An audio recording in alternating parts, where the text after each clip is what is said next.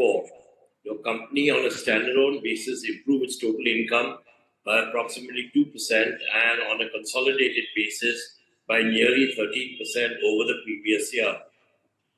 Profit before tax on a standalone basis for March 31st, 2024 was rupees 7 crores 91 lakhs 52,000, and as against March 31st, 2023, where it was 8 crores 32 lakhs 96,000. On a consolidated basis for March 31st, 2024, the profit before tax was 13 crores 94 lakhs as compared to 11 crores 10 lakhs as on March 31st, 2023. The profit after tax on a standalone basis was therefore rupees 4.65 crores and a consolidated basis was 9 crores 13 lakhs. There was also further improvement in the operations of the Canadian foreign subsidiary Quickmill Inc. During the year ended 31st March 2024. The total revenue was 90 crores 79 lakhs as compared to previous years, which was rupees 58 crores 97 lakhs. The profit for the year ended March 31st, 2024 was 6 crores 92 lakhs as compared to previous year, which was 2.09 crores. Your board of directors met earlier this morning and took on record the first quarter results of the current financial year 2024-2025. On a consolidated basis, the total income increased from last year 64 crores in the first quarter to this year 75 crores in the first quarter. The EBITDA too increased in the first quarter to 6.01 crores as compared to 4.38 crores in the previous year, first quarter. And the profit before tax also increased to 3.97 crores as compared to 2.08 crores in the first quarter last year, which was an increase of about 91%. The profit after tax also therefore increased to 2.82 crores from rupees 1.94 crores, which was approximately 45%. And there were no exceptional items in the profit and loss account.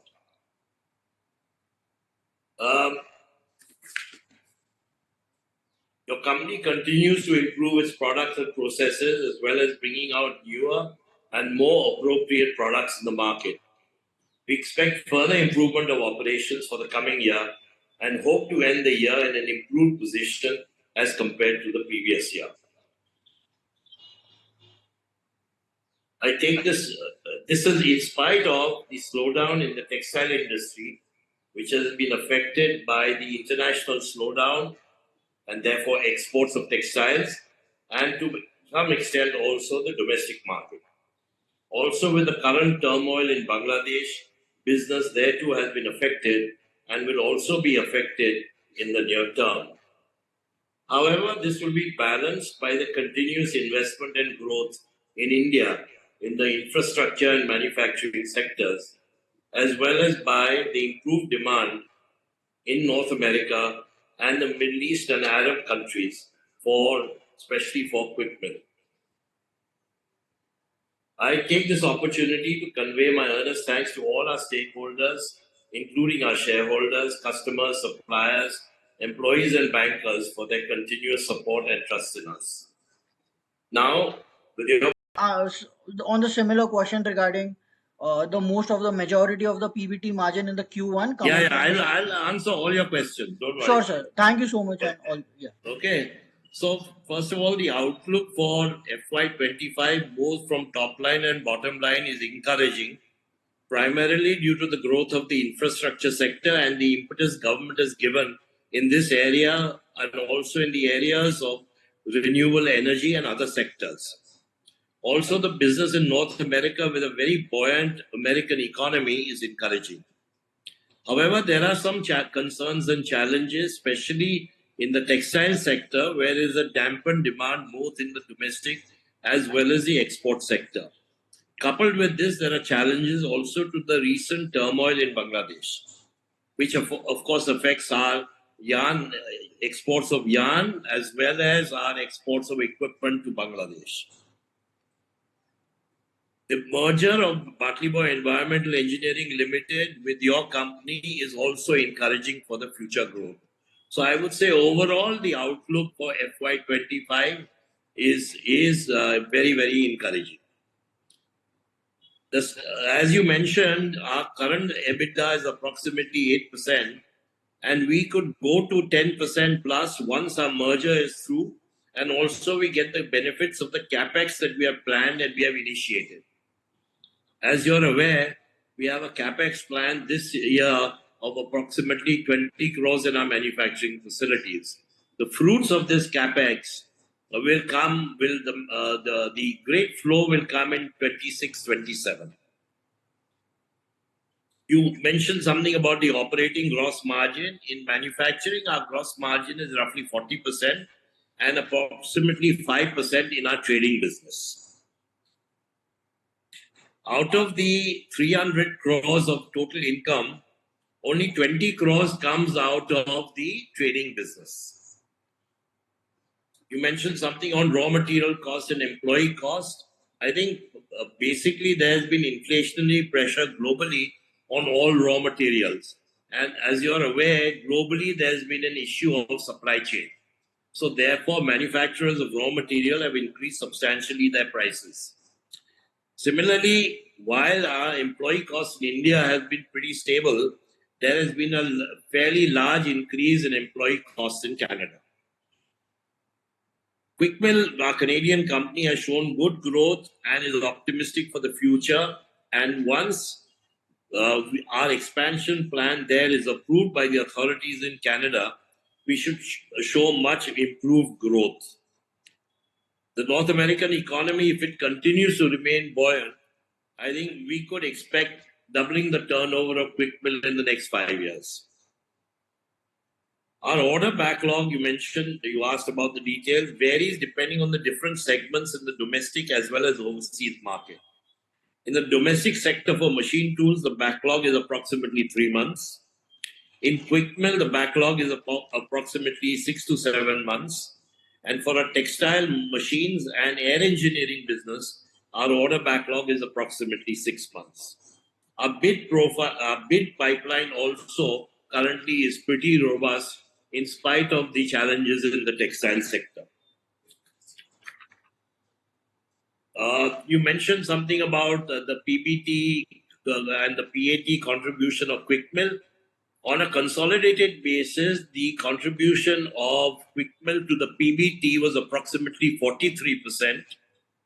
And on a PAT basis, the contribution of Quickmill was about 48%. The increase in the lower contribution on the PAT from the standalone business was primarily because of a large deferred tax charge on the standalone PBT. We have currently no plans to manufacture Quickmill machines in India. We will look at this, we will see how the opportunity arises in the future and take a call. Currently, we have supplied some Quickmill machines in India, but not too many. And we are still ascertaining on a long-term basis what would be the market for Quickmill machines in India. They are high-priced machines. The ticket size of each machine is not less than US dollars $500,000. You mentioned something about the technology improvement in air engineering. The purpose of this will be so that we could increase our reach globally. As you're aware, we are exporting our air engineering equipment to Bangladesh, to Kazakhstan, to Nigeria, Kenya, etc. And I think with improvement in the technology, the quality, the finish, we should reach other countries as well. Plus, we are able then also to cater to other industrial segments for air engineering, like in synthetic fiber, in the fiberglass industry, tobacco industry, etc. At a Surat plant, you asked what kind of equipment we manufacture. In machine tools, we manufacture vertical machining centers, CNC lathes, CNC vertical turning lathes, and general purpose radial drilling machines. In air engineering, we manufacture equipment for supply to the textile and other industries to control humidity, temperature, and waste. And we also manufacture centrifugal fans for these infrastructure sectors like steel, cement, power, etc. Our market share from production of CNC machines in the domestic market is small. Our market share for radial drilling machines is approximately 50%, and our market share in the air engineering sector, segment is 30%. So you can see that there is a large scope for improving our manufacture and sale of CNC machines in India. And therefore, this whole issue of the capex that we are we are incurring this in this financial year.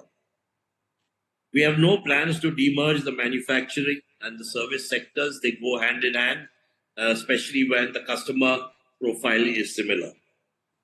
The market value of our land in Surat would be approximately 400 crores, and we have no plans to relocate our plant from Surat. The asset held for sale is approximately 4 acres, and we are looking for a buyer and will be sold when we are satisfied with the price. We expect a price of roughly 40 crores.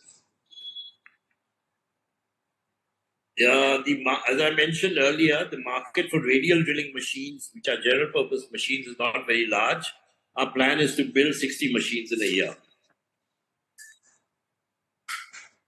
In our capacity utilization, we are fairly running to full capacity, and therefore we have planned these investments both in the foundry, in the machine tool sector, as well as in the machine tool manufacturing, as well as in our air engineering sector. Our major customers are companies in the engineering sector and the textile, spinning, and composite sectors. In fact, you'll find hardly any engineering company in India which is not a customer of ours, or for that matter, any textile mill which is not a customer of ours. The total plan of capital expenditure in this financial year is approximately 20 crores. Orders have already been placed, and we expect most of the equipment to be commissioned before the end of this financial year. As I mentioned, once this capex is completed in machine tools, we should see a substantial improvement with a major impact coming in the year 26-27. And as far as the air engineering business, while it is constrained to some extent because of the textile slowdown, we expect this slowdown to be temporary, and it should bounce back once there is far more stability in some of the geographical regions of the world. Our debts are the plan for, you had mentioned something about what are we going to do with the money that we have raised from the new investors. Well, roughly the plan is 1/3 has gone for debt reduction, 1/3 is for capex, and 1/3 is for looking for new opportunities, which if they come about, we can use this money to take advantage of these opportunities. The debts have already been repaid, and the non-interest bearing debt to the promoters will be repaid with the sale of the 4 acres of land. Now we are more or less debt free on a short-term basis, and there are no long-term debts. The expected IRR for normally for capital expenditure is about 3 to 4 years. You mentioned when we could hit 600 to 700 crores of revenue and double-digit margins. I think that should all happen once we see the benefits of both the merger as well as the capex. So I think, Mr. Garg, I think I've answered all your questions. In case anything is unanswered, please don't hesitate to send us an email.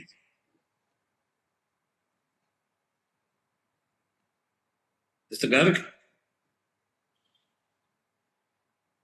I think he's not there. Shall we move on?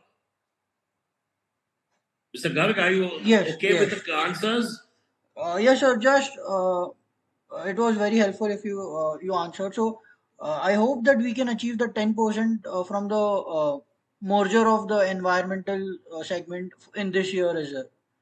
Well, I'm 10%. not sure about only with this, but definitely with this, as well as the capex, the benefits of capex, we should be able to do that. But sir, the capex is coming in FY 27, I would expect. So it's I quite. agree. You'll see a gradual improvement. You won't see a switch on, switch off, switch off, switch on kind of thing. So have a little patience, and we will be doing our best to improve on this. So that's very encouraging. Just a final question, sir. Can we expect a double-digit kind of growth year on year for the next 2 to 3 years? Yes, as long as the Indian economy continues to grow the way it is planned, because all capital goods industries grow when GDP growth is above 6%. And I think looking at the way the government is thinking, as well as the way the world is looking at us, 6% plus growth of GDP should not be an issue for our country. Yeah, makes sense, sir. Sir, and how would be our CNC machines compared to the Indian manufacturers of CNC from Well, technology as well as pricing I perspective? think both technologically as well as price wise, we are very competitive. If we weren't, we'd probably have to shut down the business. Sure, sir. Okay. Thank you so much and all the best. Thank you, Mr. Gal. Okay, now Mr. Bharat Raj, is he here? Not available. Okay, and Mr. Yusuf Yunus Rangwala, is he here? Not available. So I think we've answered all the questions of the shareholders, and I thank them all for participating and